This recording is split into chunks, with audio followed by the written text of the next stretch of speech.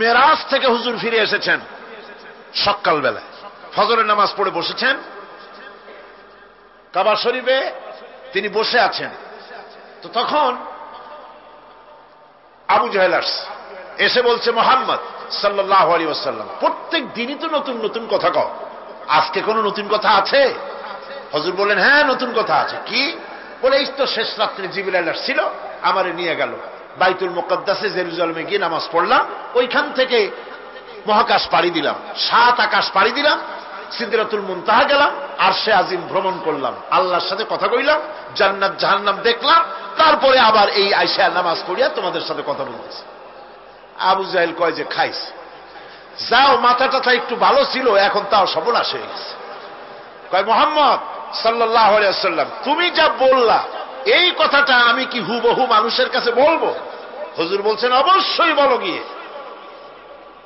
আবু জাহেল চিন্তা করলো, দিস ইজ দ্য মোমেন্ট, এটাই হলো আসল সুযোগ পেয়ে গেছে মানুষকে বিভ্রান্ত করার জন্য। সবার আগে ছুটে চলল হযরত আবু বকর রাদিয়াল্লাহু তাআলা আনহুর বাড়িতে, যে বলছেন, আবু বকর শুনেছো? বলে, কি? মুহাম্মদ সাল্লাল্লাহু আলাইহি ওয়াসাল্লাম এই রকমের কথা বললো, বেচারার মাথাটা যাও ভালো ছিল, শেষ।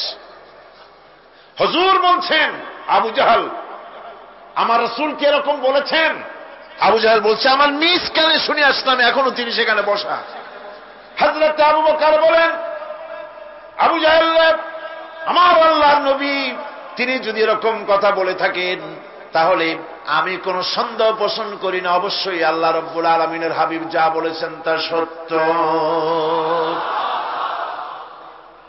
হযরত আবু বকর রাদিয়াল্লাহু তাআলা আনহু মসজিদে হারামে আসলেন, হুজুরকে জিজ্ঞেস করলেন, হুজুর, আবু জাহেল আমাকে এইসব কথা বললো, এগুলি কি ঠিক? হুজুর বললেন, হ্যাঁ। তিনি ঘটনা বয়ান করলেন।